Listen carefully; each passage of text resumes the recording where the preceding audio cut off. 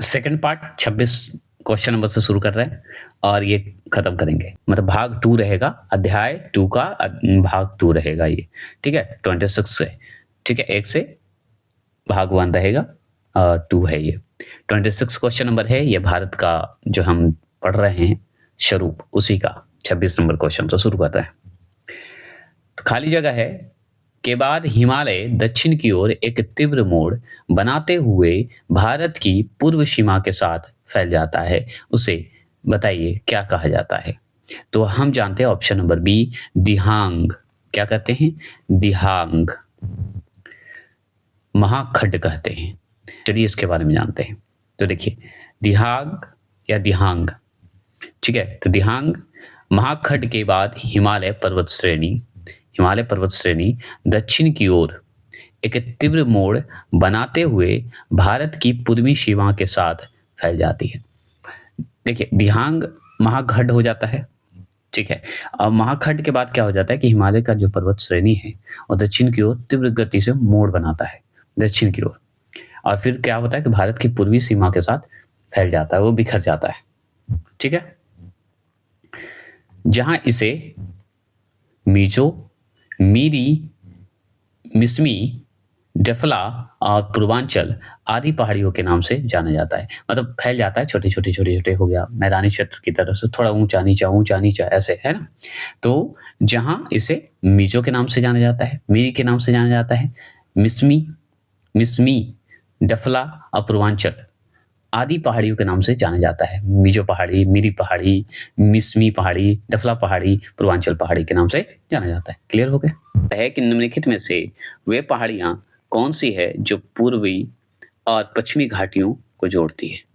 ठीक है, तो निम्नलिखित में से वे पहाड़ियां कौन सी है जो पूर्वी और पश्चिमी घाटियों को जोड़ती है? ऑप्शन नंबर सी, नीलगिरी पहाड़ी है। कौन है? नीलगिरी पहाड़ी है। क्लियर हो गए? अब चलिए जानते हैं। तो नीलगिरी श्रेणी भारत के दक्षिणी राज्यों में तमिलनाडु, केरल एवं कर्नाटक में विस्तृत है। समझ गए? तो आपसे पूछेगा कि नीलगिरी पहाड़ी के बारे में जो पढ़ते हैं वो बताइए किस किस राज्य में विस्तृत है? तो नीलगिरी जो श्रेणी है भारत के दक्षिणी राज्य में तमिलनाडु, केरल एवं कर्नाटक में विस्तृत है नीलगिरी पहाड़ी। ठीक है, 3 राज्य आप हमेशा दिमाग रखिए। अब सुनिए, जो पश्चिमी घाट पर्वत श्रेणी का विस्तार है, तो नीलगिरी किसकी श्रेणी का? मतलब पश्चिमी घाटी पर्वत श्रेणी का विस्तार है नीलगिरी पहाड़ी। समझ गए? ये जरूर ध्यान रखिएगा, पूछता है पश्चिमी घाट में कौन सी पहाड़ी है, मतलब कौन सी श्रेणी है? तो नीलगिरी श्रेणी है या नीलगिरी पहाड़ी है। ठीक है, आगे चलिए। पूर्वी तट एवं पश्चिमी घाट यहीं पर मिलते हैं। तो पूर्वी तट एवं पश्चिमी घाट यहीं पे मिलेंगे। कहां पे? नीलगिरी श्रेणी में। ठीक है, इसी श्रेणी की सबसे ऊंची चोटी दोदा बेटा जो है तमिलनाडु राज्य में स्थित है। कितना है? 2637 मीटर ऊंची चोटी है। ठीक है, नहीं याद हुआ? सुन लीजिए, इसी श्रेणी की मतलब नीलगिरी श्रेणी की बात हो रही है। नीलगिरी श्रेणी की सबसे ऊंची चोटी का नाम क्या है? दोदा बेटा है। किस राज्य में है? तमिलनाडु राज्य में स्थित है। समझ गए? और कितनी मीटर ऊंचा है मतलब इसकी चोटी? तो 2637 मीटर। ठीक है, क्लियर हो गया। 26, 37। 28 क्वेश्चन नंबर है कि सतलुज और काली नदियों के बीच स्थित हिमालय का भाग किस नाम से भी जाना जाता है? बताइएगा, उसे किस नाम से पुकारा जाता है? यह सवाल होना चाहिए और वही है। तो सतलुज और काली नदी के बीच की अगर हिमालय भाग पूछे तो कुआं हिमालय बता दीजिएगा। कुआं हिमालय के नाम से भी जाना जाता है। ठीक है, अब चलिए जानते हैं। तो सुनिए, सतलज तथा काली नदियां, सतलज और काली नदियों के मध्य स्थित हिमालय का भाग कुआं हिमालय के नाम से जाना जाता है। तो सतलज हिमालय के बीच कौन सी जो है हिमालय का भाग है? तो ये कुआं हिमालय। ठीक है, जो उत्तराखंड एवं हिमाचल प्रदेश राज्य में विस्तृत है। तो कुआं हिमालय किस राज्य में विस्तृत है? उत्तराखंड और हिमाचल प्रदेश राज्य में विस्तृत है। ये भी पढ़ लिए। अब चलिए, इसका सर्वाधिक भूभाग जो है उत्तराखंड राज्य में विस्तृत है। किसका? कुआं हिमालय का। तो सर्वाधिक विस्तार कहाँ है? उत्तराखंड में। हिमाचल प्रदेश में भी है, लेकिन सबसे ज्यादा विस्तृत रूप से फैला हुआ है उत्तराखंड में। नंदा देवी, कामेट, त्रिशूल, केदारनाथ, बद्रीनाथ, दूनगिरी, गंगोत्री आदि जो है इसी श्रेणी की प्रमुख पर्वत चोटी मतलब चोटियां है। प्रमुख चोटी मतलब प्रमुख चोटियां है, क्योंकि सारा है ना इसलिए। तो एक बात जान लीजिए, आपसे पूछेगा कुमाऊं हिमालय का जो आप जानते हैं कि सबसे ज्यादा विस्तृत हमारा उत्तराखंड में है, तो उत्तराखंड में है, तो एक बात जान लीजिए कि इससे संबंधित जो पर्वत चोटियां हैं कौन कौन है कुमाऊं हिमालय से। तो एक जान लीजिए नंदा देवी, ये भी जान लीजिए नंदा देवी, कामेट, त्रिशूल, केदारनाथ, बद्रीनाथ, दूनगिरी और गंगोत्री, ये सारे जो हैं कुमाऊं हिमालय का पर्वत चोटी है। और ये किस राज्य में है, तो उत्तराखंड राज्य में है। नंदा देवी, कामेट, त्रिशूल, केदारनाथ, बद्रीनाथ, दूनगिरी, गंगोत्री, ये सारे जो हैं हमारे उत्तराखंड राज्य के हिस्से में हैं, क्योंकि ये वहाँ के प्रमुख पर्वत चोटियां हैं। किसके, तो उत्तराखंड में जो कुमाऊं हिमालय उसकी चोटियां हैं। इससे ज्यादा तो और नहीं बता सकते। अब सुनिए, गंगा, यमुना तथा रामगंगा नदियों का उद्गम इसी श्रेणी से होता है। मतलब कुमाऊं हिमालय के जो आप चोटियां देख रहे हैं, ये सारी चोटियां का नाम देख लिए पर्वत चोटी का, ठीक है। तो यहां से क्या निकला है, गंगा निकला है, यमुना नदी निकला है, रामगंगा नदी निकला है, ये जान लीजिए। और तो कहां से, किस राज्य से निकला है बताइए, उत्तराखंड के हिस्से से निकले हुए हैं। तो 3 नदियों का नाम जरूरी याद रखिएगा। और चलिए पूरब में चल जाइए, कुमाऊं हिमालय के पूरब में चले जाइए। पूरब में नेपाल हिमालय तथा पश्चिम में चले जाइएगा तो कश्मीर हिमालय स्थित है। तो कुमाऊं हिमालय के पूरब में जाइएगा ना तो आपको नेपाल हिमालय रहेगा, पश्चिम में जाइएगा तो कश्मीर हिमालय मिलेगा, ये भी याद रखिएगा। अब चलिए 29 क्वेश्चन नंबर बात करते हैं। 29 क्वेश्चन नंबर है कि तीस्ता और दिहांग, ठीक है, दिहांग बोला जाता है। तीस्ता और दिहांग नदियों के मध्य आने वाले हिमालय के भाग को हिमालय कहा जाता है। क्या कहा जाता है, कौन सा हिमालय कहा जाता है, तो वो हमारा असम हिमालय के नाम से जाना जाता है। तो असम हिमालय का ये मध्य में आते हैं, इसके बीच में आते हैं। तो तीस्ता और दिहांग नदियों के मध्य आने वाला हिमालय असम हिमालय है। क्लियर हो गए। अब इसके बारे में चलिए जानते हैं। तो तीस्ता और दिहांग नदियों के मध्य जो है स्थित हिमालय पर्वत श्रेणी के विस्तार को असम हिमालय के नाम से जाना जाता है, और यह हम अच्छे से जानते हैं।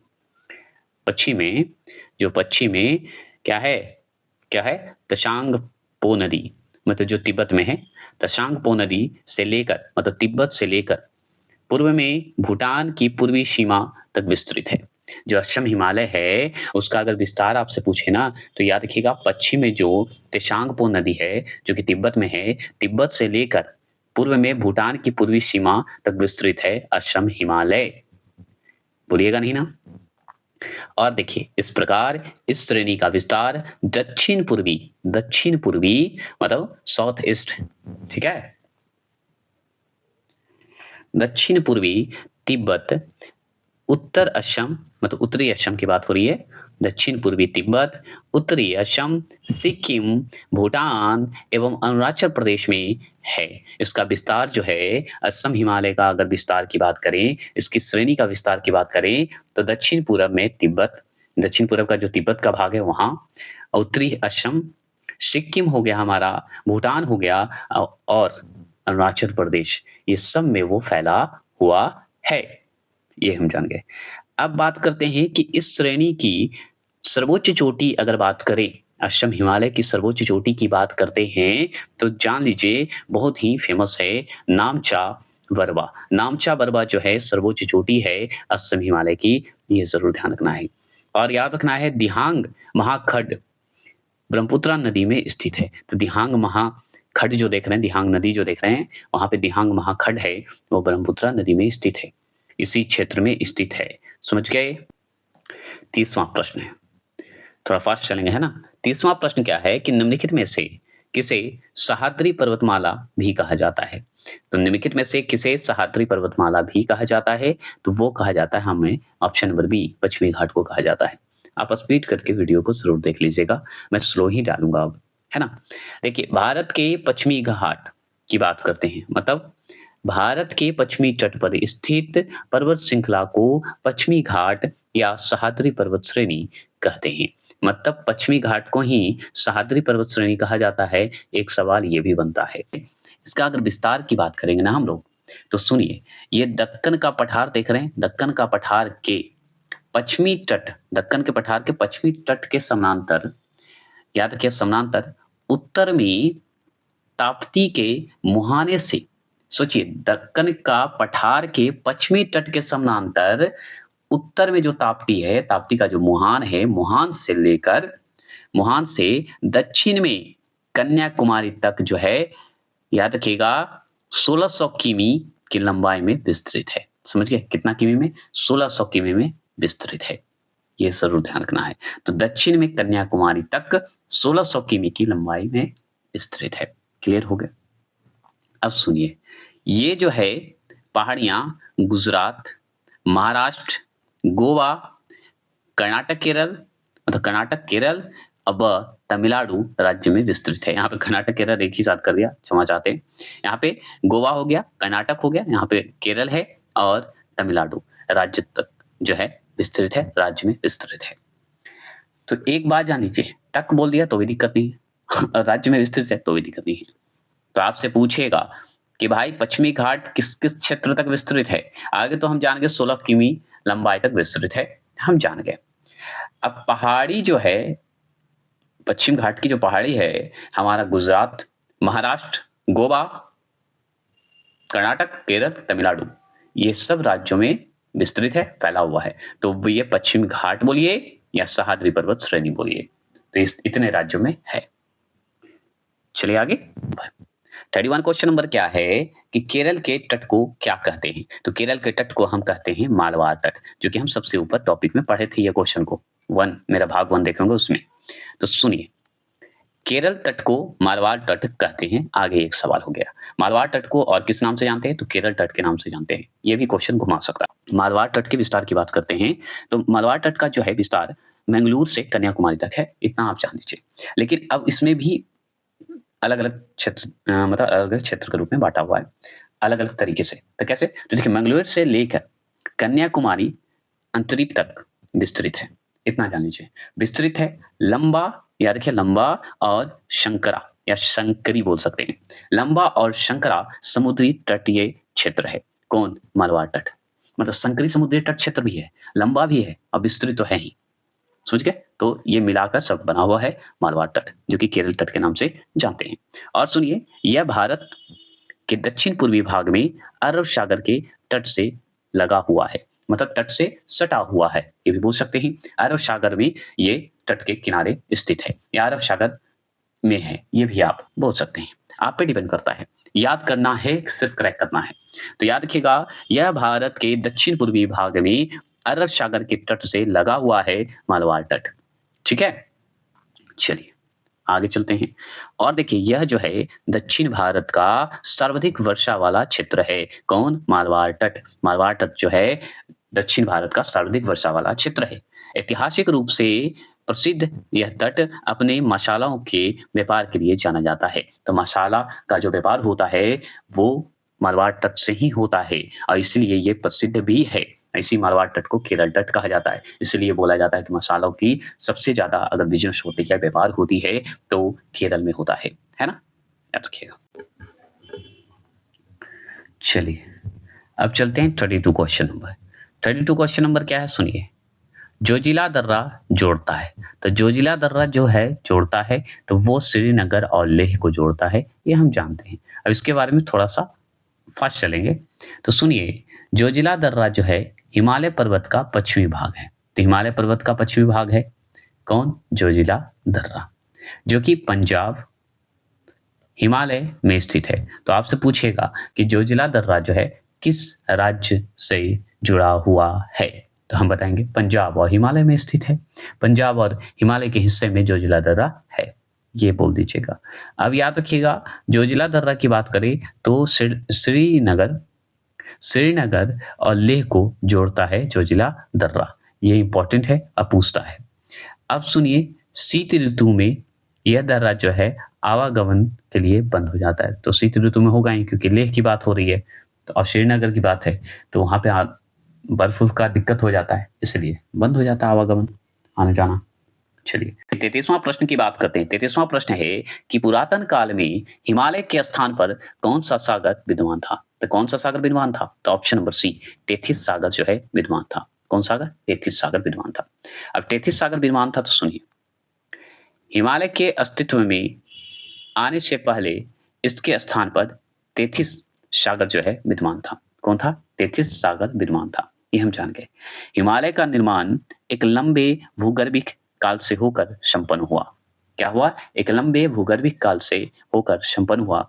पूर्व में इस पर्वत के स्थान पर तेथिस भूषण थी, मतलब यहाँ पे डायरेक्ट जान लीजिए कि पर्वत के स्थान पर जो है वहां पे तेथिस सागर था, ठीक है, जो कि भारतीय प्लेट और यूरेशिया प्लेट को अलग करती थी। तो तेथिस सागर जो था वहां पे, जिससे क्या होता था कि भारतीय जो प्लेट थे हमारे और यूरेशिया प्लेट को अलग करता था। लेकिन इन दोनों प्लेटों के टकराने के कारण, मतलब भारतीय प्लेट और यूरेशिया प्लेट टकराने लगे। टकराने के कारण क्या हुआ, दोनों संलग्न अग्रभूमियों में जो है निक्षेपित अवसाद होने लगे। मतलब अवसाद होने पर क्या हुआ, दबाव होने लगा, दबाव पड़ने लगा, और दबाव पड़ने पर दबाव जनित भू संचलन उत्पन्न हुआ। मतलब अब टकरा रहा है तो कंपन तो होगा ही, अब अंदर तो टकराएगा ना जी। जब एक दूसरा प्लेट टकरा रहा है तो भू तो होगा ही, भूकंप जैसा तो आएगा ही, संचालन तो होगा ही, है ना, उत्पन्न तो होगा ही, दबाव पड़ रहा है। अब उसके कारण क्या हुआ, जिसके कारण क्या हुआ कि कुन लून एवं हिमालय की विभिन्न श्रेणियों का निर्माण हो गया। मतलब विभिन्न श्रेणियों का निर्माण हो गया सिर्फ भारतीय प्लेट और यूरेशिया प्लेट टकराने से। अब तेथिस सागर पे आ गया हिमालय। पहले था तेथिस सागर, अब सागर की जगह पे हिमालय आ गया। चलिए 34वां प्रश्न की बात करते हैं। 34 क्वेश्चन नंबर है कि कुल्लू घाटी किसके मध्य स्थित है? तो कुल्लू घाटी जो है किसके मध्य स्थित है? तो ऑप्शन नंबर ए, लद्दाख और पीर पंजाल के मध्य कुल्लू घाटी स्थित है ना। एक मिनट रुकिए, हाँ चलिए। अब कुल्लू घाटी भाई स्थित है तो अब जानते हैं। तो भारत में कुल्लू घाटी लद्दाख पर्वत श्रेणी और पीर पंजाल श्रेणी के मध्य स्थित है। तो आपसे पूछेगा पीर पंजाल और लद्दाख पर्वत श्रेणी के बीच में क्या स्थित है, कौन सा है? तो कुल्लू घाटी स्थित है, ठीक है। और जानते हैं यह हिमाचल प्रदेश का एक जिला है जो ब्यास नदी घाटी में स्थित है। तो हिमाचल प्रदेश का जिला है कुल्लू, और कुल्लू है तो कुल्लू घाटी है, बन गया भाई। अब कुल्लू घाटी बना तो कहाँ पे स्थित है? तो ये ब्यास नदी घाटी में स्थित है। तो कुल्लू घाटी कौन सी नदी में स्थित है? तो ब्यास नदी में स्थित है। और कुल्लू घाटी क्या हुआ, तो जिला बन गया है हिमाचल प्रदेश का, समझ गए। तो हिमाचल प्रदेश का एक जिला है कुल्लू घाटी, ये ध्यान रखना है। अब देखिए यह घाटी जो है सेब उत्पादन के लिए प्रसिद्ध है। तो कुल्लू घाटी जब जाइएगा ना तो सेब खा के आइएगा जरूर, क्योंकि सेब उत्पादन में है। और कुल्लू घाटी घूमना है तो हिमाचल प्रदेश जाना होगा, क्योंकि हिमाचल प्रदेश का ही जिला है कुल्लू, है ना। 35 क्वेश्चन नंबर है कि अंडमान तथा निकोबार द्वीप समूह में सबसे ऊंची चोटी कौन सी है? तो अंडमान तथा निकोबार द्वीप समूह में सबसे ऊंची चोटी कौन सी है? तो option number C, Mount Saddle. Sandal बोला जाता है, ठीक है, सैडल भी और सैंडल भी। तो माउंट सैडल, क्लियर हो गए। अब चलिए जानते हैं, तो सुनिए। सैडल चोटी जो है मतलब पीक, सैडल चोटी मतलब पीक उत्तरी अंडमान द्वीप में स्थित है। कहाँ है? उत्तरी अंडमान में स्थित है। तो आपसे पूछेगा उत्तरी अंडमान द्वीप में कौन सी चोटी है? तो सैंडल चोटी है या सैडल चोटी है। ये सैंडल भी बोल लिख देता है कहीं कहीं, इसलिए मैं बोल रहा हूँ, ठीक है। अब अंडमान निकोबार द्वीप में स्थित है, जो कि अंडमान और निकोबार द्वीप समूह की जो है सबसे ऊंची चोटी मानी जाती है सैंडल द्वीप। सैंडल चोटी, सैंडल द्वीप भी बोला जाता है, सैंडल चोटी है, याद रखिएगा, ठीक है। तो सबसे ऊंची चोटी मानी जाती है जो अंडमान और निकोबार द्वीप समूह की सबसे ऊंची चोटी है, ठीक है, क्लियर हो गया। अब सुनिए, इसकी अगर कुल ऊंचाई की बात करेंगे ना तो 732 मीटर है। क्या है? 32 मीटर है। 732 मीटर माना जाता है, मतलब 732 मीटर माना जाता है सैंडल चोटी की ऊंचाई। और सुनिए सैंडल पीक, देखिए यहाँ पे आ गया सैंडल चोटी बोलिए या सैंडल पीक बोलिए। तो सैंडल पीक राष्ट्रीय उद्यान द्वारा घिरा हुआ है। तो सैंडल पीक अगर जाइएगा ना तो वहां पे आपको राष्ट्रीय उद्यान मिलेगा, क्योंकि राष्ट्रीय उद्यान से ही घिरा हुआ है। सैंडल चोटी के ढलानों से ही कलपोंग नदी का उद्गम होता है। तो आपसे पूछेगा कलपुंग नदी का उद्गम स्थल कहाँ से होता है, तो सैंडल चोटी से होता है। और सैंडल चोटी कहाँ है, तो अंडमान निकोबार द्वीप समूह में है। और ये अंडमान निकोबार द्वीप समूह का सबसे ऊंचा चोटी भी है, जो कि 732 मीटर ऊंचाई पर है। समझ गए। नेक्स्ट क्वेश्चन नंबर है कि पूर्वी एशिया की तुलना में वृक्ष रेखा मतलब ट्री लाइन का ऊंचाई मान जो है पश्चिमी हिमालय में होता है। तो पूर्वी हिमालय की तुलना में वृक्ष रेखा मतलब ट्री लाइन का ऊंचाई जो है मान पश्चिमी हिमालय से होता है, माना जाता है पश्चिमी हिमालय से। तो बताइए कितना अधिक होता है, कम होता है, क्या होता है, तो कम होता है। अगर पूर्वी हिमालय की तुलना में अगर वृक्ष की रेखा देखा जाए, ट्री लाइन देखा जाए, तो ट्री लाइन का ऊंचाई मान जो है पश्चिमी हिमालय से होता है, पश्चिमी हिमालय से होता है, ठीक है, तो कम होता है, पश्चिमी हिमालय से कम होता है, ये जान के चलिए। अब डिटेल जानते हैं तो सुनिए। वह सीमा रेखा जिसके आगे या ऊपर वृक्ष नहीं उगता है। अब वर्षा की अधिकता व ढलान के कारण पूर्वी तथा मध्य हिमालय में जो है ट्री लाइन का मान 3600 से 3800 मीटर तक है, 3600 से 3800 तक है। जबकि पश्चिमी तथा उत्तरी पश्चिमी हिमालय क्षेत्र में, ऊपर चलते हैं यहाँ पे देखिए, जबकि अगर देखा जाए तो पश्चिमी और उत्तरी पश्चिमी हिमालय क्षेत्र में वृक्ष रेखा देखा जाए मतलब ट्री लाइन देखा जाए, तो ट्री लाइन का मान जो है 3300 से 3600 मीटर रहता है। तो सोचिए, मतलब आपका सबसे बड़ा अगर देखा जाए पूर्वी तथा मध्य हिमालय की ट्री लाइन देखा जाए, वृक्ष रेखा देखा जाए, तो 3600 से 3800 ठीक है मीटर है, तो सबसे ज्यादा तो यही हो गया। लेकिन अगर मान लीजिए यही पश्चिमी और उत्तरी पश्चिमी हिमालय के क्षेत्र की देखा जाए वृक्ष लाइन का, ट्री लाइन का, तो 3300 से 3600 मीटर ही होता है। तो कम हुआ कि नहीं है, कम हो गया। अतः अगर देखा जाए, अतः छोड़िए, अगर देखा जाए तो पूर्वी हिमालय की तुलना में पश्चिमी हिमालय में जो है प्राकृतिक वृक्ष रेखा की ऊंचाई मान कम होता है। तो ये भी जान लीजिए कि पूर्व हिमालय की तुलना में तो कम हुआ ना जी, पश्चिमी हिमालय का प्राकृतिक वृक्ष है कि नहीं, वृक्ष की रेखा ऊंचाई मान कम हुआ कि नहीं, कम हो गया। क्यों हो गया कि पूर्वी रेखा की अगर बात करते हैं, मतलब पूर्वी हिमालय की अगर बात करें, तो पूर्वी हिमालय का हमारा क्षेत्र का देखा जाए तो कितना है, 3600 से 3800 है, मतलब सबसे ज्यादा पूर्वी हिमालय का है, और पश्चिमी हिमालय का कम है, 3300 से 3600 मीटर, बस खत्म। 37 क्वेश्चन 37 है कि निम्नलिखित में कौन अक्साई चीन का भाग है। अक्साई चीन का भाग कौन सा है, तो ऑप्शन नंबर डी लद्दाख का पठार। और क्या, चलिए अब जानते हैं इसके बारे में। तो सुनिए, भारत, चीन एवं पाकिस्तान की सीमाओं के सम्मिलित स्थल पर अक्साई चीन अवस्थित है। समझ गए। भारत, चीन और पाकिस्तान की अगर देखा जाए सीमाओं की बात करें, और ये तीनों जो क्षेत्र है, मतलब तीनों देश, मतलब भारत, चीन और पाकिस्तान, ये तीनों की सीमा रेखा है, ठीक है, सीमाओं में सम्मिलित स्थल है, एक सम्मिलित स्थल है, तीनों क्षेत्र में आता है, तो अक्साई चीन में अवस्थित है, ठीक है, स्थित है। अब देखिए, वर्ष 1962 में भारत चीन युद्ध के दौरान इस भूभाग पर जो है चीन ने अधिकार कर लिया, तभी से यह दोनों देशों के मध्य सीमा विवाद का क्षेत्र है। समझ गए, मतलब अक्साई चीन पर जो है चीन ने अधिकार कर लिया, और ये आता है तीनों में, मतलब भारत का हिस्सा भी आता है, चीन के हिस्सा में भी आता है, और पाकिस्तान के सीमाओं में भी आता है। तो क्या हुआ कि एक दिन वर्ष 1962 में क्या हुआ कि चीन ने अपना कब्जा जमा लिया, और कब्जा जमा लिया तो भारत चीन के बीच युद्ध दौरान हो गया, और इस दौरान में क्या हुआ कि अक्साई चीन पर चीन ने अधिकार कर लिया। ठीक है, अब सुनिए,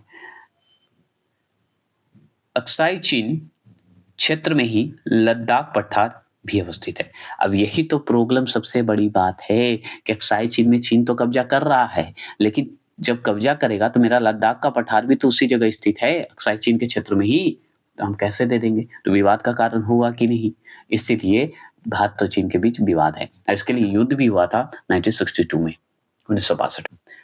ठीक है, 38 क्वेश्चन नंबर है कि भारत में भू आकारों की रचना के संबंध में निम्नलिखित कथनों में कौन सा असत्य है, कौन सा असत्य है बताइए। तो डी नंबर जो है आपका असत्य है। हिमालय की उत्पत्ति भारतीय प्लेट, यूरोपीय प्लेट तथा चीनी प्लेट के त्रिकोणीय अभिसरण के फलस्वरूप हुए हैं, यही तो गलत है। ऐसा कुछ नहीं है, भारतीय प्लेट, यूरोपीय प्लेट और चीनी प्लेट नहीं, भारतीय और यूरेशिया प्लेट था, है ना?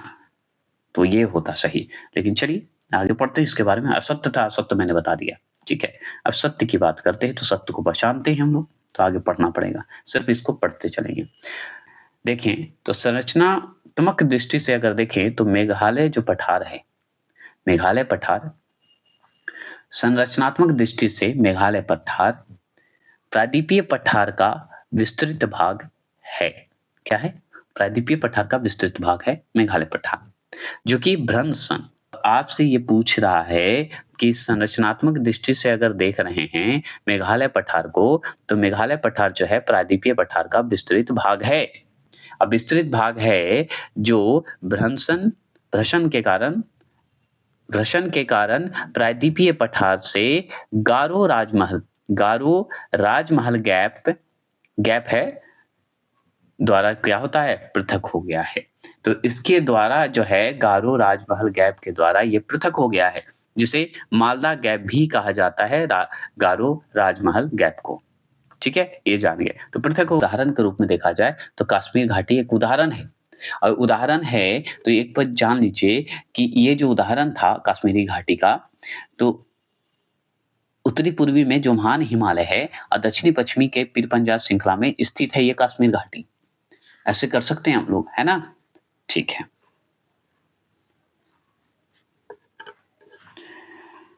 ठीक है, इतना जान गए कि श्रृंखला में स्थित है। अब देखिए यहाँ पे स्वेस के अनुसार हैं भौगोलिक क्षेत्र के जो हैं वैज्ञानिक जो कही स्वेस के अनुसार अगर देखा जाए इस बात की, तो पूर्व में गंगा के मैदान है। पूर्व में क्या है?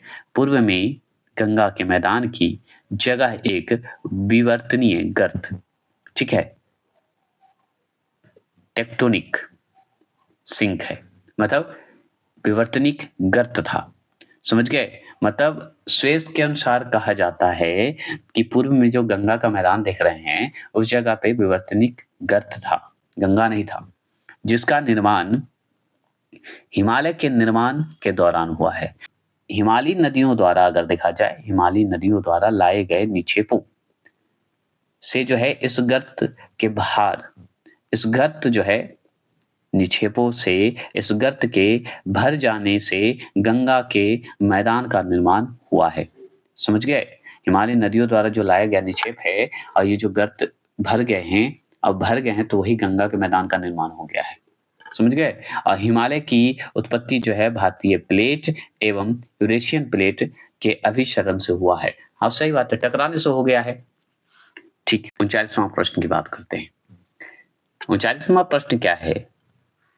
39 क्वेश्चन नंबर की बात कर रहे हैं। तो 39 क्वेश्चन है, निम्न में कौन कथन असत्य है? मतलब इसमें से आपको सत्य देखना है और एक असत्य चुनना है। तो असत्य की बात करेंगे तो डायरेक्ट हम आंसर पे आते हैं कि भारत के पश्चिमी समुद्री तट का निर्माण नदियों की जमाव क्रिया द्वारा हुआ है। क्या ये बात सत्य है? नहीं, ये बात असत्य है। क्यों असत्य है? चलिए जानते हैं, तो सुनिए। असत्य क्यों है तो सुनिए। भारत की पश्चिमी समुद्री तट का निर्माण नदियों के जमाव क्रिया द्वारा नहीं, बल्कि भूमि के उत्थान एवं निर्गमन के कारण हुआ है। भूमि के उत्थान के कारण हुआ है और निर्गमन के कारण हुआ है, न कि नदियों के जमाव की क्रिया के द्वारा हुआ है। यहाँ पे मैंने गलती बोल दिया, फिर से सुन लीजिए कि 16 लाख वर्ग किमी क्षेत्र में विस्तृत प्रायद्वीपीय पठार है। आगे तो ये सवाल बना, तो प्रायद्वीपीय पठार भारत का ही नहीं, विश्व का प्राचीनतम पठार है प्रायद्वीपीय पठार। समझ गए? 16 लाख वर्ग किमी में फैला हुआ है, तो भारत का ही नहीं है, विश्व का है। याद रखिएगा, यह जो है मतलब प्रायद्वीपीय पठार हो रहे, यह जो है आर्कियन चट्टानों से निर्मित है। क्या है? आर्कियन चट्टानों से निर्मित हुआ है, ये भी जान लीजिए। हिमालय जो है विश्व के नवीनतम मोड़दार पर्वतों में से एक है ना? तो हिमालय जो है विश्व के नवीनतम मोड़दार पर्वतों में से एक है, ये आप जानते हैं, जो मुख्य रूप से परतदार चट्टानों से निर्मित है। इसका निर्माण की अगर बात करें, हिमालय की अगर परतदार चट्टानों की निर्मित की बात करें या हिमालय की बात करें, इसका निर्माण जो है यहाँ पे देखिए टरशियरी काल में हुआ था। भारत का अगर 98% अगर देखा जाए कोयला गोंडवाना संरचना में पाया जाता है। ये सब सवाल देखना होगा। 40वां प्रश्न क्या है? केरल का कुट्टानाड या कुट्टानाडु प्रसिद्ध है? बताइएगा। क्यों प्रसिद्ध है भाई? केरल का कुट्टानाड कहिए या कुट्टानाडु, क्यों प्रसिद्ध है बताइए? तो ये बी, भारत का न्यूनतम ऊंचाई वाला क्षेत्र है इसलिए प्रसिद्ध है। ठीक है, ऊंचाई वाला क्षेत्र है तो चलिए जानते हैं। तो केरल का कुट्टानाड या कुट्टानाडु बोलिए, भारत का न्यूनतम ऊंचाई वाला क्षेत्र है। क्या है? न्यूनतम ऊंचाई वाला, मतलब कम ऊंचाई वाला क्षेत्र है। यह समुद्र तल से नीचे अपने कृषि के तरीकों के लिए प्रसिद्ध है। कौन? कुट्टानाड। जो केरल में कुट्टानाड है वो न्यूनतम ऊंचाई पर वाला क्षेत्र है, और न्यूनतम ऊंचाई के होने के कारण क्या होता है, मतलब न्यूनतम ऊंचाई के होने के कारण क्या होता है कि समुद्र तट से नीचे जो है अपना कृषि करने के तरीके के लिए ये फेमस है। ठीक है, इसे जो है केरल का धान का कटोरा कहा जाता है। तो किसे? कुट्टानाडु को कहा जाता है, या कुट्टानाड बोलिए या कुट्टानाडु, देखिए बार बार नहीं बोलूंगा। इसे केरल का धान का कटोरा कहा जाता है। खाद्य एवं कृषि संगठन द्वारा जो है कुट्टानाड के कृषि पद्धति को वैश्विक महत्वपूर्ण कृषि विरासत प्रणाली घोषित किया गया है। सोचिए, कुट्टानाड मतलब केरल का जो कुट्टानाड क्षेत्र है भाई, वो कृषि प्रसिद्ध है, जो कि वैश्विक महत्वपूर्ण कृषि विरासत प्रणाली घोषित किया गया है, और भी खाद्य एवं कृषि संगठन द्वारा, मतलब FAO के द्वारा किया गया है। समझ गए? 41 क्वेश्चन नंबर है कि निम्नलिखित में कौन सी जो है चट्टान प्रणाली भारत में नवीनतम है? तो भारत में कौन है नवीनतम? तो ऑप्शन नंबर डी, गोंडवाना, जो कि 98% कोयला के लिए, मतलब कोयला आपको यहाँ मिलता है 98%। समझ गए? सबसे ज्यादा। चलिए वो सब बातें तो अलग है, आगे देखते हैं। देखिए कि अर्कियन क्रम की रवेदार चट्टानों का निर्माण हुआ, ये हम जान गए। अब अर्कियन क्रम की अगर बात करें, अर्कियन क्रम की चट्टानों के अपर्दन होगा एवं निक्षेपण होगा तो परतदार धारदार चट्टानों का निर्माण हुआ ना, ये जान गए। अब धारवार चट्टानों का निर्माण होता है, इसका भी क्रम होगा। तो धारवार क्रम की चट्टानों के अपर्दन एवं निक्षेपण के फलस्वरूप परतदार कुडप्पा क्रम की चट्टानों का निर्माण होगा। अब देखिए, यहाँ हो गया अर्कियन क्रम, फिर अर्कियन क्रम बदलेगा, अपर्दन होगा, निक्षेपण होगा, तो बन जाएगा धारवार क्रम। धारवार क्रम का अपर्दन होगा, निक्षेपण होगा, तो बन जाएगा कुडप्पा क्रम। ठीक है, अब कुडप्पा क्रम हो गया, समझ गए? कुडप्पा क्रम की चट्टानों का निर्माण हो गया। अब चलिए इन सभी क्रम, जो कि 3 क्रम देखे, अर्कियन क्रम, धारवाड़ क्रम और कुडप्पा क्रम, इन सभी क्रम की चट्टानों में जीवाश्म का अभाव पाया जाता है। जितने भी आप चट्टान देखे, कुडप्पा क्रम चट्टान देखे, या आप धारवाड़ चट्टान देखे, अर्कियन क्रम देखे, इस समय जीवाश्म नहीं होता है, जीवाश्म का अभाव होता है। ठीक है, कम होता है, अभाव होता है, नहीं होता है। कुडप्पा क्रम की चट्टानों के बाद जो है बिंद क्रम की चट्टानों का निर्माण हुआ है। तो यही ध्यान रखना है, कुडप्पा क्रम की चट्टान भी अपर्दन और निक्षेपण होने के बाद बिंद क्रम में बदल जाता है, बिंद क्रम के चट्टानों में निर्माण हो जाता है। ये जान गए।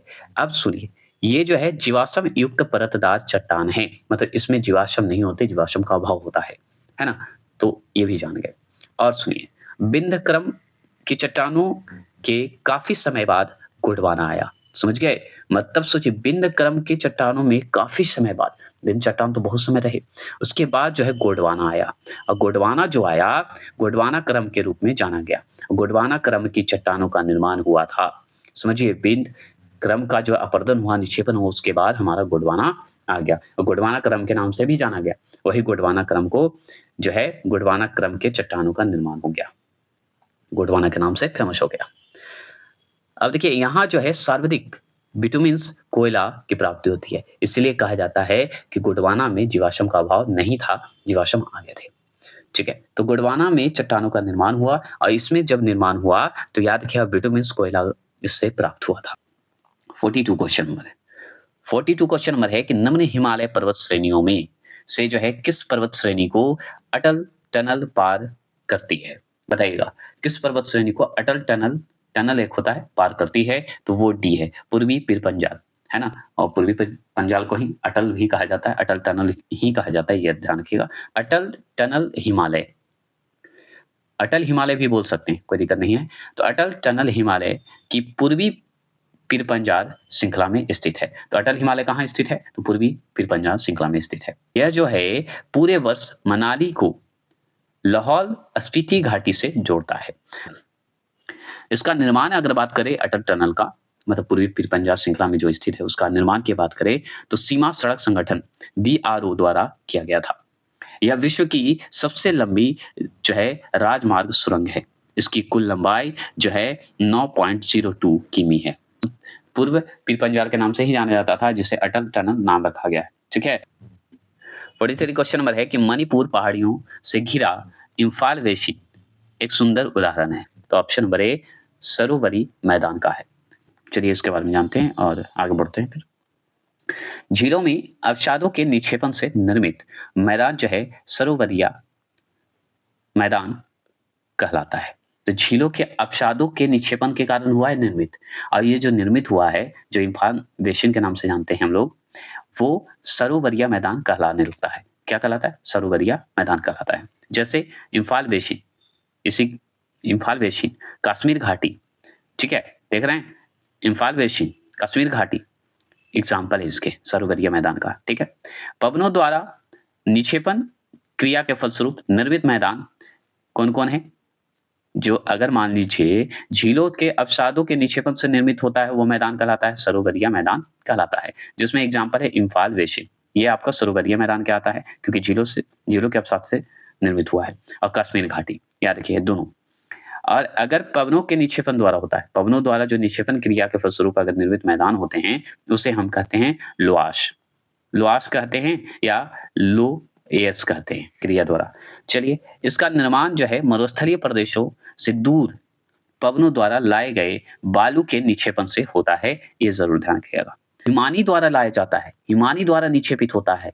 ठीक है। हिमानी निक्षेपित द्वारा अगर जो आता है मतलब बर्फ के द्वारा जो होता है निक्षेपित मैदान बनते हैं उसे टील मैदान कहा जाता है, एवं और क्या कहते हैं आउट वाश मैदान कहलाता है। तो टील मैदान या आउट वाश मैदान जो है वो कहलाता इसलिए है क्योंकि वो हिमानी द्वारा निक्षेपित मैदान होते हैं बर्फ द्वारा। अब पर्वत की बात करते हैं। पर्वतीय भाग से नीचे उतरती नदियों द्वारा लाए गए अवसादों के मंद ढाल क्षेत्र में निक्षेपण से जड़ोड़ मैदान का निर्माण होता है। ये भी समझ जाइए, अगर पर्वतीय क्षेत्र से जो नीचे उतर रहे हैं नदियां उससे निक्षेपित जो हो रहा है उससे जो मैदान बन रहा है वो जड़ोड़ मैदान के नाम से जाना जाएगा। ये हो गए। अब चलिए 44वां प्रश्न की ओर चलते हैं। 44 क्वेश्चन नंबर 44 है कोडाईकनाल किस पहाड़ी पर स्थित है? तो कोडाईकनाल जो है ऑप्शन नंबर सी पालनी पहाड़ी पर स्थित है। अब सुनिए, कोडाईकनाल जो है तमिलनाडु के डिंडीगुल जिले में, ठीक है, पालनी की पहाड़ी पर अवस्थित है। आपसे पूछेगा, सुनिए क्या, कोडाईकनाल जो है कहाँ है? तमिलनाडु। तमिलनाडु के कौन से जिले में स्थित है? तो डिंडीगुल जिले में स्थित है। और डिंडीगुल जिले में पालनी की पहाड़ी पर अवस्थित है। तो पालनी की पहाड़ी पर जो है कोडाईकनाल स्थित है जो कि तमिलनाडु के डिंडू जिले में है। ठीक है। और सुनिए, दक्षिण भारत की सबसे ऊंची चोटी अन्नामुड़ी जो है अन्नामलाई पहाड़ी पर स्थित है। तो अन्नामुड़ी जो है सबसे ऊंची चोटी है दक्षिण भारत की, जिसे अन्नामलाई पहाड़ी पर स्थित है। कितना मीटर ऊंची है? तो 2695 मीटर है, 2695 मीटर है। और सुनिए, अमरकंटक का बात करें तो अमरकंटक मैकाल पर्वत श्रेणी की सबसे ऊंची चोटी है। समझ गए? अमरकंटक जो है मैकाल पर्वत का सबसे ऊंची चोटी है। यहीं से तो सोन नदी, नर्मदा नदी ये सब निकलती है, जो कि देखिए सोन और नर्मदा नदी की बात होती है। ठीक है। चलिए 45 क्वेश्चन नंबर है कि निम्नलिखित में किस पहाड़ी पर चाय बागान नहीं है? तो किस पहाड़ी पर चाय बागान नहीं है? तो ऑप्शन नंबर डी गिरनार पहाड़ी पर जो है चाय बागान नहीं है। नहीं तो दार्जिलिंग तो भाई है ही, नीलगिरी है ही, देवन, कनन देवन ये सब पे है। तो चलिए जानते हैं।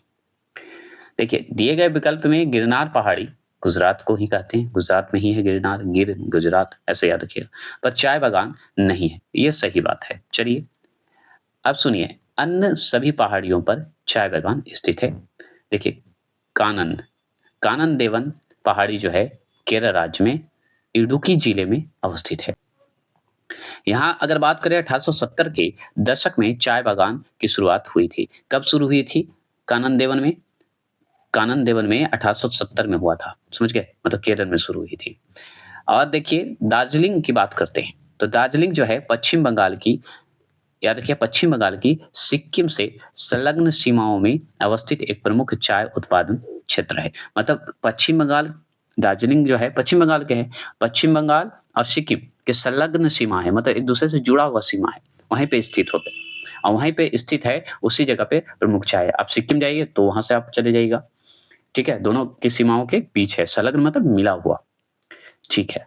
आगे बात करते हैं नीलगिरी चाय का। तो नीलगिरी चाय भारत की विशिष्ट चायों में से एक है। नीलगिरी का चाय बहुत फेमस है, दार्जिलिंग का तो चाय फेमस था ही, नीलगिरी का सबसे ज्यादा अभी हो गया है, विशिष्ट स्थान हो गया है, जबरदस्त है। 46 क्वेश्चन नंबर है कि मध्य भारत में स्थित पहाड़ियों का पश्चिम से पूर्व निम्नलिखित में से कौन सा एक सही क्रम है, बताइए।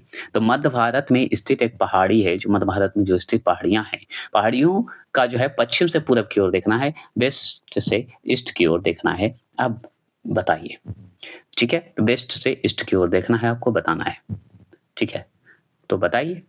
तो बताने के लिए क्या होगा, तो आगे हमको करना होगा, वेस्ट से जाना है तो सतपुड़ा अगर चलिए, सतपुड़ा जाइएगा तो फिर महादेव की ओर चलिए, महादेव जाइएगा तो मैकाले चले जाइए, मैकाले जाइएगा तो छोटा नागपुर, अंतिम में पूरब की ओर आपको छोटा नागपुर मिलेगा, जो कि हम जानते हैं। तो ऑप्शन नंबर बी जो है सही है, आंसर सही है। तो यहाँ पे अगर क्रम में पूछेगा तो सतपुड़ा, महादेव, मैकाल और छोटा नागपुर, बस इसमें कुछ था नहीं। चलिए आगे बढ़ते हैं। चलिए 27 क्वेश्चन नंबर की बात करते हैं। भारत में शांति घाटी किस राज्य में स्थित है? तो भारत में शांति घाटी किस राज्य में स्थित है? तो हम बोलेंगे केरल में। केरल में एक और दर्रा है जो कि हम आगे पढ़ेंगे क्वेश्चन में, उसका दर्रा का नाम है पालघाट। ये पालघाट, चलिए आगे जो मैं क्वेश्चन करवाने जा रहा हूँ 48 में, उसमें थोड़ा फन के साथ करूंगा, है ना, तो आप तैयार रहिएगा। तो चलिए ये जान लीजिए, शांति घाट मतलब साइलेंट वैली, साइलेंट वैली मतलब केरल के जो है जगह पे चले जाइए, केरल राज्य में जाइएगा तो वहीं मिलेगा आपको साइलेंट वैली, मतलब शांति घाटी मिलेगा। और शांति घाटी की बात करते हैं जो कि केरल में है, तो केरल के कहाँ पे? पलकक्कड़, पलकक्कड़ बोलिए या पालघाट बोलिए, देख रहे हैं, पालघाट या पलकक्कड़ में स्थित है कौन? शांति घाटी। तो आप पालघाट में चले जाइए, आपको शांति घाटी मिल जाएगा, जो कि कहाँ है? केरल में। और पालघाट को ही पलकक्कड़ भी बोला जाता है, ये ध्यान रखना होगा। अब और जानते हैं भाई इसके बारे में, तो यह जो है पश्चिमी घाट की नीलगिरी पहाड़ियों में स्थित है। कौन नीलगिरी पहाड़ियों में स्थित है? तो पश्चिम घाट की नीलगिरी में पहाड़ियों में स्थित है शांति घाटी। ठीक है भाई, ये हम जान गए, क्योंकि नीलगिरी फैला हुआ है केरल में भी। अब बात करते हैं कुंती नदी की, बात करते हैं। कुंती नदी का उद्गम क्षेत्र अगर बोले तो इसी शांति घाटी मतलब साइलेंट वैली से हुआ है, वर्षा वनों से होता है, याद रखिएगा। तो आपसे पूछेगा कुंती नदी का नाम सुने हैं? हम सुने हैं, लेकिन कहाँ है? तो कुंती नदी हमारा केरल में है। केरल में कहाँ से इसका उद्गम होता है? तो शांति घाटी के वर्षा वनों से होता है उद्गम, याद रखिएगा, उद्गम क्षेत्र शांति घाटी से ही है कुंती नदी का। अब कुंती नदी की बात करते हैं, तो सुनिए, कुंती नदी जो है भरतपुछा नदी की सहायक नदी है, कुंती नदी। क्लियर हो गए? 48 क्वेश्चन नंबर क्या है कि निम्नलिखित में कौन सा युगम जो है सम्मिलित नहीं है? तो कौन सा युगम जो है सम्मिलित नहीं है, बताइए। तो इसमें युगम सम्मिलित नहीं है तो आप जानते हैं कि ऑप्शन नंबर बी, नाथुला जो है आपका अरुणाचल प्रदेश में नहीं है, ये तो आपका सिक्किम में है, आप जानते हैं। तो चलिए ये गलत हो गया, अब इसके बारे में जानकारी लेते हैं। तो सुनिए, नाथुला, तो नाथुला दर्रा अजरेपा, ठीक है, नाथुला दर्रा और जलेपा दर्रा जो है वो किस राज्य में अवस्थित है? तो सिक्किम राज्य में अवस्थित है, ये हम जानते हैं। तो जलेपा जैसे आ जाए सिक्किम जैसा घुमा दीजिए, नाथुला आ जाए तो सिक्किम चले जाइए घूमने के लिए, दर्रे में जाना है तो। आप देखिए माना, नीति, लिपू लेख, दर्रा अगर आपको घूमने का मन है तो आप चले जाइए भाई उत्तराखंड, उत्तराखंड चले जाइए, ज्यादा दूर नहीं है, यूपी से कट के बना है, वहां चले जाइए। माना और नीति लिपू लेख, माना और नीति और लिपुलेख दर्रा घूम लीजिएगा। जैसे सिक्किम अगर जाने का मन है तो नाथुला और जेपला घूम के आइएगा दर्रा को, तो उसी तरह घूम के आ जाइए उत्तराखंड से भी। अब मान लीजिए हमको भाई सिक्किम उत्तराखंड का घूम लिए हैं, तो हमको घूमना होगा हिमाचल प्रदेश। तो हिमाचल प्रदेश अगर हमको घूमना है तो क्या करेंगे, क्या करिएगा बताइए। तो हमको रोहतांग दर्रा घूमने का मन कर रहा है तो हम हिमाचल प्रदेश जाएंगे और रोहतांग दर्रा घूम के आ जाएंगे। अब रोहतांग दर्रा जाएंगे तो थोड़ा सा एक और दर्रा है भाई, कौन सा दर्रा है? तो सिपकिला दर्रा है, वो भी घूम के हम जड़ा आ जाएंगे, है ना। तो हम चले भाई हिमाचल प्रदेश, हम घूम के आ रहे हैं। अब हिमाचल प्रदेश से अगर मेरा मन भर जाए तो हम चले आएंगे जम्मू कश्मीर। अब मान लीजिए जम्मू कश्मीर अगर घूमने का मन किया, कभी भी ज़रूरी नहीं है कि इसी महीने जाएँगे, अगले महीने भी जा सकते हैं।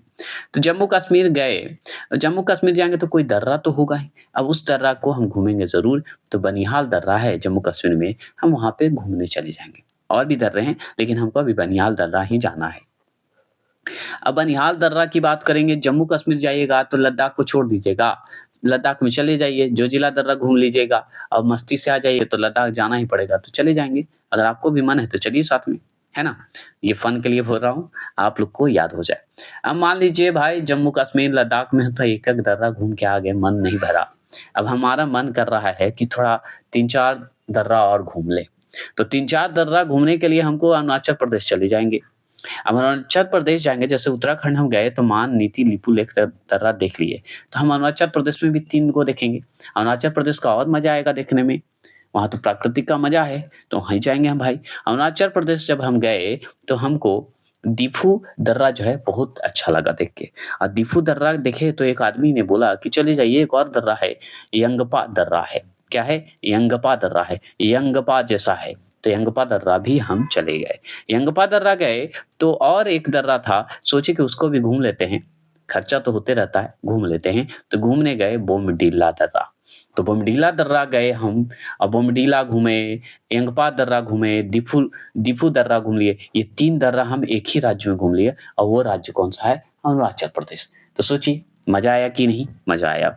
याद हुआ कि नहीं ये ज़रूर बताइएगा, क्योंकि हम कोशिश कर रहे हैं कि आपको फ़न के साथ याद करवाएँ, है ना? आगे बात करते हैं, अब चलिए भाई थोड़ा महाराष्ट्र की चल जाते हैं। फ़िल्म इंडस्ट्री में घूमने का मन कर रहा है फ़िल्म, हम सोचते हैं कि हम फ़िल्म इंडस्ट्री तरफ क्या घूमने जाएँ, चले जाते हैं दर्रा देखने। तो महाराष्ट्र में 2 दर्रा है, भोर घाट दर्रा है और थाल घाट दर्रा है। तो हम भोर घाट भी घूम लेंगे और थाल घाट दर्रा भी घूमेंगे। हम इसी के लिए जबे करेंगे दर्रा घूमने के लिए, तो कहाँ जाना पड़ेगा? महाराष्ट्र जाना पड़ेगा, तभी तो भोर घाट मिलेगा और तभी तो थाल घाट मिलेगा। तो थाल घाट घूमना है और भोर घाट घूमना है, तो महाराष्ट्र में भोर-भोर चले जाइए, ठीक है? मतलब भोरे-भोरे, सुबह-सुबह। चलिए ये फन था। अब पाल घाट की बात करते हैं, अब थाल घाट, भोर घाट पढ़ लिए, तो पाल घाट को क्यों छोड़ना? पाल घाट के लिए तो जाना पड़ जाएगा केरल। केरल तो है दूर, छोड़िए पाल घाट को यहीं से देख लेते हैं, नेट पे देख लेंगे और पाल घाट घूम लिए, समझिए पाल घाट से घूम के आ गए। तो आपको याद हुआ कि नहीं ये बताइएगा। चलिए आगे की ओर चलते हैं।